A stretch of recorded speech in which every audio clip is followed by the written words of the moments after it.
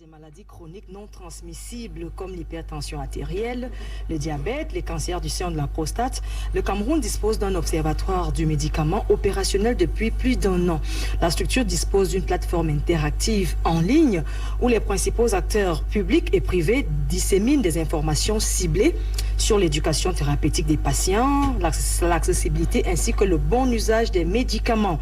Alors, pour faire le bilan de ces structures, nous avons invité le professeur Pierre Ngolo Zogo. Bonjour. Pour Madame Ilundou. Bon, professeur, vous nous avez abandonné un petit peu. Nous étions en train de travailler à faire vivre l'observatoire et à beaucoup d'autres activités. Alors, pour ceux qui ne vous connaissent pas, on va le dire comme ça, vous êtes radiologue de formation et directeur du Centre pour le développement de bonnes pratiques en santé à l'hôpital central Yaoundé. Ce centre existe encore ? Le centre existe toujours et continue de travailler pour améliorer la qualité des soins dans les hôpitaux du Cameroun et dans le système de santé d'une manière générale. Alors, merci professeur d'avoir accepté cette invitation. Nous sommes également en compagnie du docteur Liliane Kuaté. Bonjour docteur. Bonjour. Alors, vous êtes cardiologue en service à l'hôpital central de Yaoundé.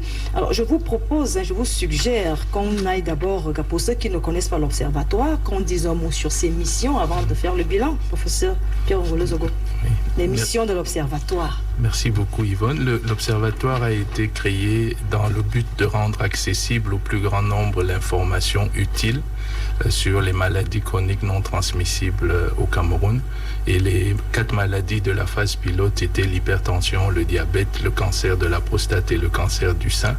Donc depuis maintenant plus de 15 mois, cette plateforme est en ligne qui fournit des informations soit pour les décideurs, soit pour les praticiens, c'est-à-dire les médecins, soit pour les dispensateurs, mais également pour les patients, avec des informations sur les prix des médicaments, la disponibilité des médicaments et un certain nombre d'informations sur la recherche qui a cours actuellement dans notre pays ou comment ces maladies sont présentes dans l'espace médiatique national. Alors, bien qu'on dise que cet observatoire est situé à l'hôpital central de Yaoundé, mais il faut davantage dire que c'est un observatoire virtuel. Oui, c'est vrai qu'il est sur la toile pour la grosse partie de son activité.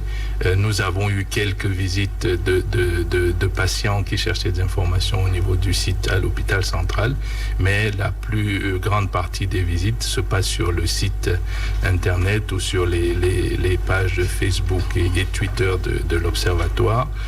L'évaluation, par exemple, que nous avions faite pour l'anniversaire nous fait savoir que nous avons eu en moyenne 150 à 200 visites quotidiennes. Quotidiennes ? Oui. Alors. Oui, professeur Ngolo Zogo, vous l'avez dit que vous fournissez des informations sur notamment la qualité de médicaments, la quantité. Mais moi, je voulais savoir comment est-ce que vous faites pour avoir les informations sur le nombre de malades quand on sait que tout le monde ne va pas toujours à l'hôpital. Alors, donc, en ce qui concerne le nombre de malades, nous n'avons pas les derniers chiffres, mais nous avons les résultats de la dernière enquête qui a été menée pour connaître, par exemple, la prévalence de l'hypertension au Cameroun. Et donc, sur la base de ces échantillonnages, nous pouvons faire une extrapolation sur le nombre de patients, par exemple, qui souffrent de l'hypertension ou du diabète, ou encore les cas du registre, parce qu'il existe un registre du cancer au Cameroun. C'est vrai qu'il n'est pas étendu partout, mais on a des informations assez fiables sur la base de ces registres-là qui permettent d'avoir les informations. En ce qui concerne les informations concernant le médicament, c'est la collaboration avec l'Ordre national des pharmaciens et les grossistes répartiteurs qui acceptent de nous fournir ces informations-là. Joseph René ?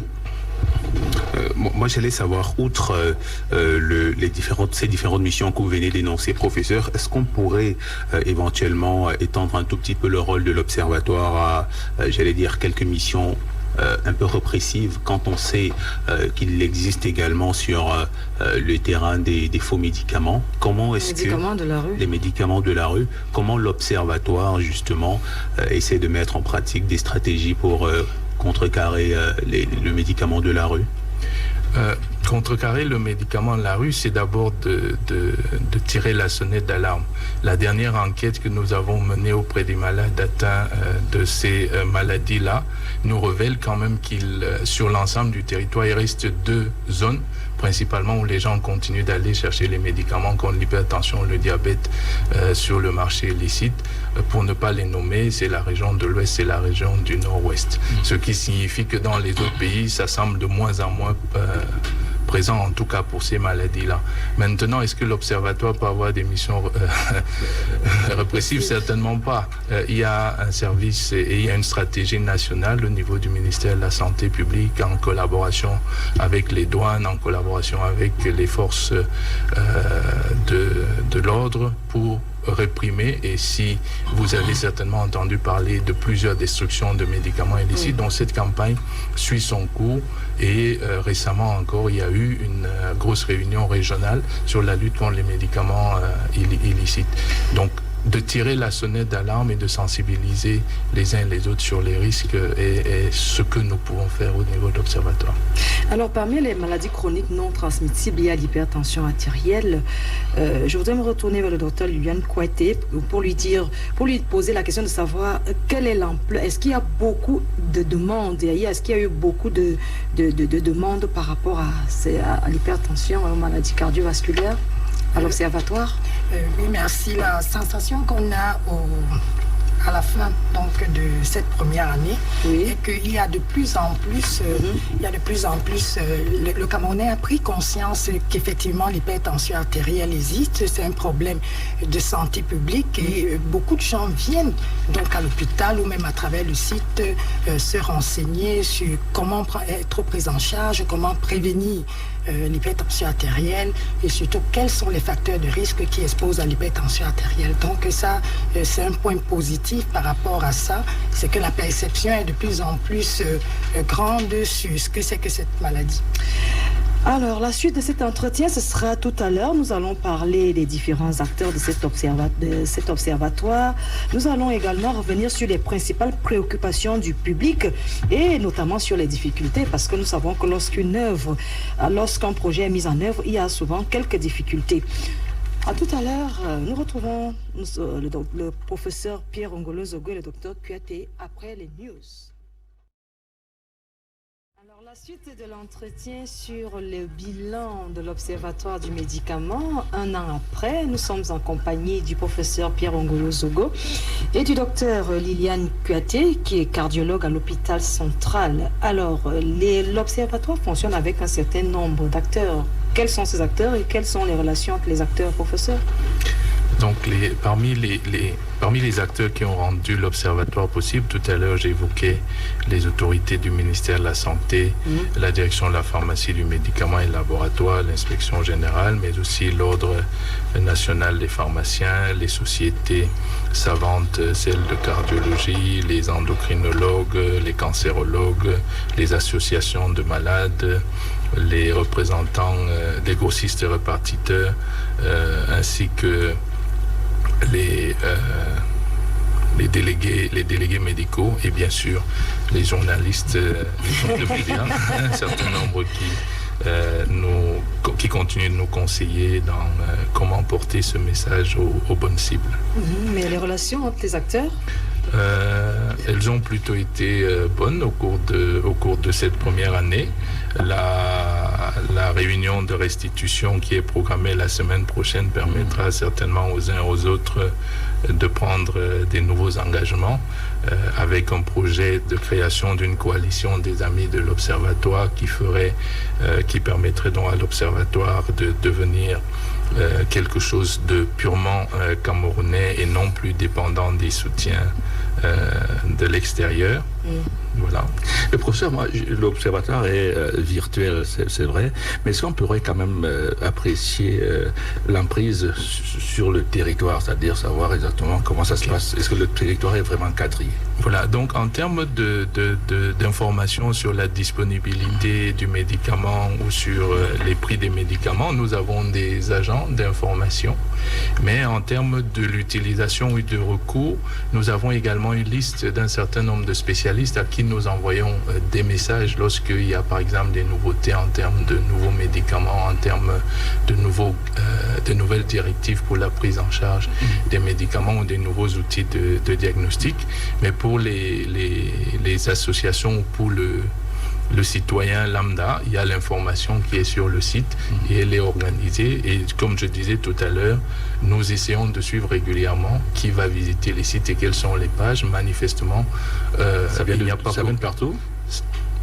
Ça vient principalement de Douala et de Yaoundé parce que la pénétration d'Internet est plus grande, mais nous avons également des visites qui viennent de l'ensemble du pays et de l'extérieur. Voilà. Professeur, moi je voudrais qu'on s'intéresse à un autre type d'acteurs, ceux-là qu'on appelle les tradipraticiens, qui ont également une confrérie. Pour certains, ils disent pouvoir guérir déjà le cancer. Quel est le regard que vous avez? Est-ce que ces personnes-là travaillent avec vous? Jusqu'à présent, les aspects de la médecine traditionnelle qui nous ont intéressés, c'est de comprendre auprès des patients ceux qui avaient recours aux médicaments traditionnels ou à la pharmacopée traditionnelle. Et nous avons par exemple quelques informations qu'en 2013, il y avait, lorsque nous faisions l'analyse initiale, il y avait près de 48% des malades qui avouaient à un moment donné avoir eu recours à un médicament traditionnel. Et en 2016, cette proportion est passée à 42%. Ce que nous avons également observé, c'est que de plus en plus de chercheurs camerounais s'intéressent aux vertus des plantes médicinales traditionnelles par rapport aux maladies chroniques non transmissibles, en particulier l'hypertension et le diabète. Maintenant, par rapport au cancer, c'est peut-être l'endroit où il y a le plus de flou. Aucun médicament aujourd'hui n'a démontré, en tout cas de ce que nous avons vu dans les publications scientifiques, qu'il pouvait guérir contre le cancer. Alors, le docteur Liliane Kuaté, cardiologue, est-ce qu'au niveau de l'observatoire, il y a eu un engouement de vous-même? Bon, vous-même vous êtes engagé d'autres de vos confrères. Apparemment, les cardiologues ne sont pas faciles à avoir. Est-ce qu'à travers l'observatoire, on peut avoir des informations sur l'accès aux médecins, aux cardiologues précisément? Ou alors est-ce que vous avez des sollicitations, c'est-à-dire des gens qui viennent à l'observatoire pour dire je sollicite un cardiologue, je voudrais avoir des informations sur les maladies qui sont de ce ressort-là? Ce qu'on a essayé de faire sur le site, c'est d'avoir une liste d'acteurs principaux, notamment des médecins spécialistes sur les maladies chroniques non transmissibles, notamment en ce qui concerne les cardiologues. Il y a une liste de cardiologues avec les lieux d'activité. Là où ils exercent. Là où ils exercent et un numéro de téléphone où les patients pouvaient directement appeler. Donc pour pouvoir avoir des informations sur les heures de consultation de ces médecins. Donc c'est ce qu'on a essayé de faire pour rendre vraiment accessible à tout le monde la possibilité donc de pouvoir avoir un cardiologue de la ville. Mais à propos des médicaments, parfois certains médicaments prescrits par vous, cardiologues, parfois ne sont pas faciles à trouver sur le marché. Est-ce que également vous avez essayé d'indiquer à ceux qui visitent le site où est-ce qu'ils peuvent trouver le bon médicament? Et c'est exactement ce qu'on a voulu faire dans le site de l'Observatoire, c'est-à-dire que de donner les informations sur non seulement la disponibilité des médicaments, et ceci pas seulement aux malades, donc à la population, mais également aux médecins, et aussi sur l'accessibilité en termes de prix des médicaments. Vous savez que les prix des médicaments, par exemple de l'hypertension artérielle, varient de 1000 francs à plus de 20 000. Donc maintenant, tout ceci dépend aussi du profil du patient qu'on a, parce qu'un patient n'a pas que l'hypertension artérielle, il peut avoir une association de maladies. Donc c'est aussi une des missions de l'Observatoire, de pouvoir rendre des informations fiables en ce qui concerne les médicaments disponibles sur le territoire, parce qu'il y en a plus. Il y en a beaucoup. Et surtout des informations sur des médicaments qu'on ne devrait plus prescrire. Il y a des médicaments qu'on retire du marché. Et voilà, de les informations. Dès qu'on a ces informations, on essaye donc de diffuser donc à tous les acteurs de santé pour que ce soit Voilà. Armand? Oui, docteur, au-delà de la fiabilité dont vous parlez, le professeur l'a dit tout à l'heure, on le sait, hein, l'observatoire est virtuel et la pénétration Internet n'est pas l'apanage de tout le monde. Est-ce que ça ne risque pas d'être un frein pour que vous puissiez donner des informations au plus grand nombre de malades? S'il n'y a pas une autre stratégie que vous pouvez utiliser pour que tout le monde ait accès à ces informations?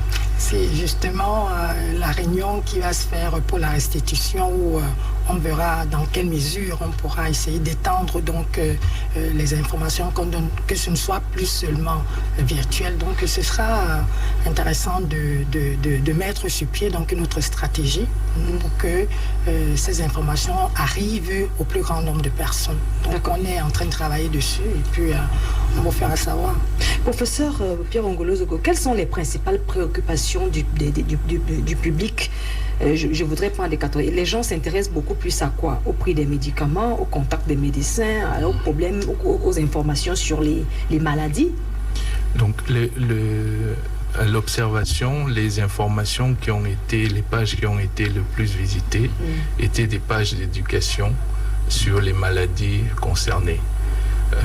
Ensuite, les pages sur les contacts des soignants.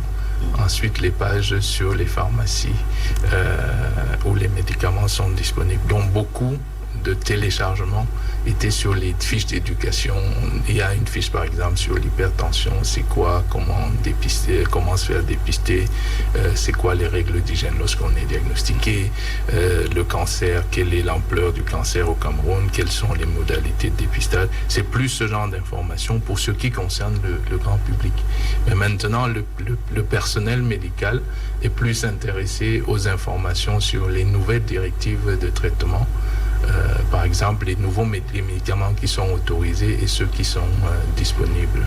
Et au niveau des décideurs, par exemple, l'information la plus importante, regardez la disponibilité, par exemple, des médicaments. Professeur, à quelle fréquence se fait la mise à jour au niveau des contenus quand on sait que l'observatoire est virtuel? À quelle fréquence se fait Et que dans la science, ça bouge. Voilà, ça bouge tout le temps. Madame Eloundou a parlé tout à l'heure de certains médicaments qui très souvent sont retirés de la circulation et les consommateurs, j'allais dire les malades, ne sont généralement pas au courant. À quelle fréquence se fait la mise à jour sur le site? Sur le plan de travail, il y a un certain nombre d'activités programmées pour des mises à jour mensuelles. Cela concerne par exemple s'il y a eu des nouvelles publications scientifiques et tous les 15 jours sur la disponibilité des médicaments. Maintenant, la liste des médicaments n'a pas beaucoup bougé au cours de l'année qui vient de s'achever, mais nous restons à l'écoute de la direction de la pharmacie et du médicament lorsqu'il y a des retraits d'autorisation de mise sur le marché des médicaments. Et les autres informations sur, par exemple, comment bien utiliser son médicament viennent en fonction des demandes express ou des constats faits par certains collègues qui envoient et posent la question, est-ce qu'il y a de l'information nouvelle? C'est un peu à la demande, mais il y a également une mise à jour régulière. Tout à l'heure, par rapport à d'autres stratégies, nous avons essayé de publier des encarts dans quelques journaux dans la presse écrite concernant l'hypertension, par exemple. La difficulté va demeurer et nous avons besoin des spécialistes que vous êtes pour aller plus loin. Quels sont les outils? Nous avons essayé Facebook, nous avons essayé Twitter. Nous nous rendons compte que manifestement très peu de personnes y vont, y compris les médecins ou les pharmaciens. Donc nous tirons des leçons. Peut-être que ce n'est pas le moyen le plus efficace. Avec le site web, l'information est disponible. Beaucoup d'étudiants, beaucoup de médecins peuvent y aller. Certains patients également. Maintenant, pour faire passer les messages de sensibilisation, nous sommes à l'écoute. Vous êtes les spécialistes dans le domaine et c'est un appel. Peut-être faudrait-il vous attacher les services d'un community manager? peut-être dans ce sens. Ou alors tout simplement, revenez à la radio, hein. Les portes sont ouvertes. Daniel? Oui, professeur, quand on va sur le net, il y a un flot d'informations parfois contradictoires, même dans le domaine de la santé. Alors, est-ce qu'on peut avoir recours à l'observatoire quand on est confronté à ce genre de difficultés, c'est-à-dire... La fiabilité. Oui, est-ce qu'on peut... il y a un espace... On retrouve un peu de tout sur le net. Alors, est-ce que quand on est confronté à ce genre d'informations un peu... contradictoires, est-ce qu'on peut avoir recours à l'observatoire Le site de l'observatoire ainsi que le numéro de téléphone de l'observatoire est disponible où aux heures, pour le numéro de téléphone, aux heures d'ouverture, nous pouvons prendre des questions et fournir l'information à qui a besoin.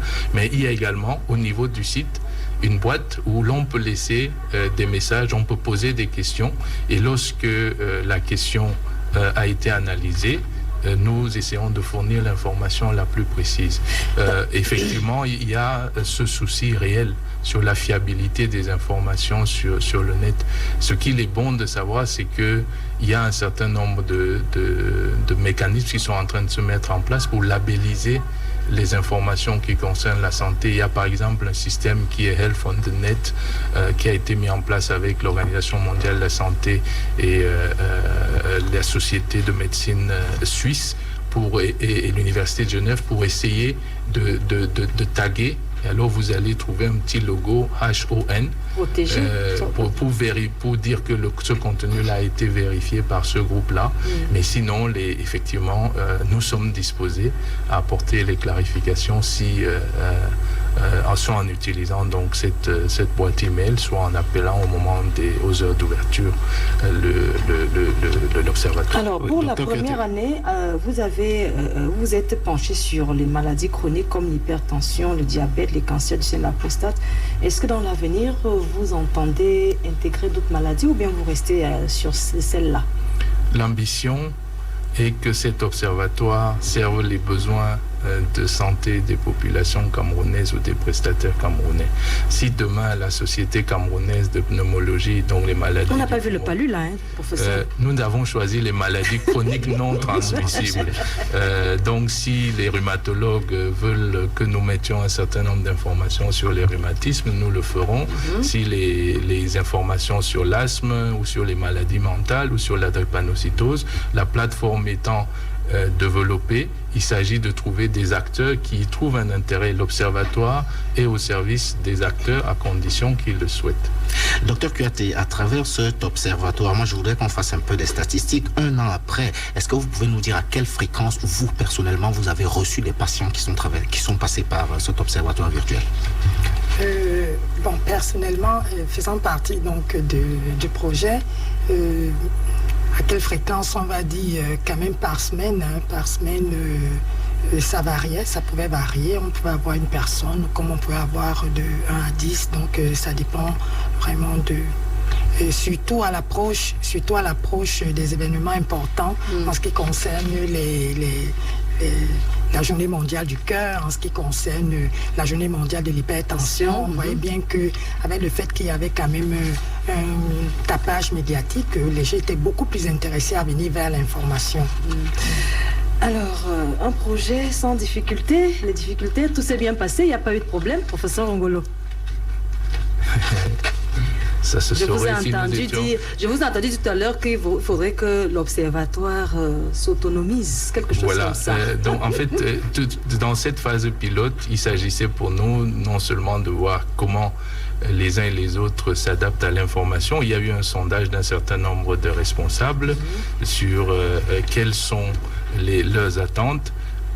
L'idée est d'aller et d'essayer de prendre en considération toutes les maladies chroniques non transmissibles, en tout cas les plus fréquentes.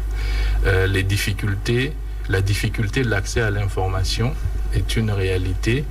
C'est pas tout le monde qui est prompt à donner facilement l'information pour qu'elle soit disponible pour le plus grand nombre.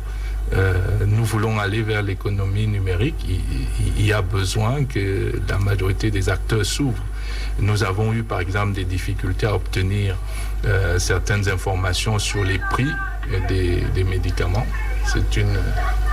C'est une réalité, mais la collaboration avec les institutionnels a été plutôt très bonne. C'est pour ça que l'Observatoire a pu avoir toutes ces informations.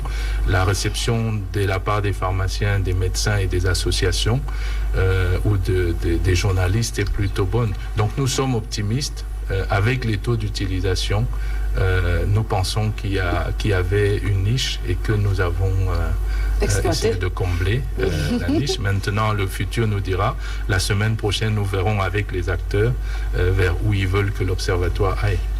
Pourquoi ne pas penser dans le futur, professeur, à envisager, à étendre l'Observatoire pas seulement aux maladies chroniques non transmissibles, mais aussi aux maladies telles que le paludisme et toutes les autres maladies qui causent tellement de tort dans la société? Pourquoi uniquement les maladies chroniques non transmissibles? Il y a déjà un observatoire national de la santé publique qui s'occupe d'un certain nombre d'activités. C'est parce que nous avions constaté que les maladies chroniques non transmissibles devenaient la plus lourde charge financière pour le système de santé camerounais et qui avait très peu d'intérêt pour ces maladies-là, que nous avons donc lancé ce projet autour des maladies chroniques non transmissibles. Alors, nous allons dire merci au professeur Pierre Ngolo, merci au docteur Liliane Kuyaté et inviter les Camerounais à consulter l'Observatoire. Je sais pas si l'adresse a changé, professeur. Vous donnez le numéro de téléphone, c'est www.newshealth.org. News in Health. Voilà. NEWSINHEALTH.org. Et le numéro de téléphone, c'est le 242 081 919. Vous reprenez? 242 081 919. Merci professeur Pierre Ngolo Zogo, merci au docteur Liliane Kuyaté. Nous vous souhaitons une très bonne journée et à très bientôt Merci à vous. Dans ce studio.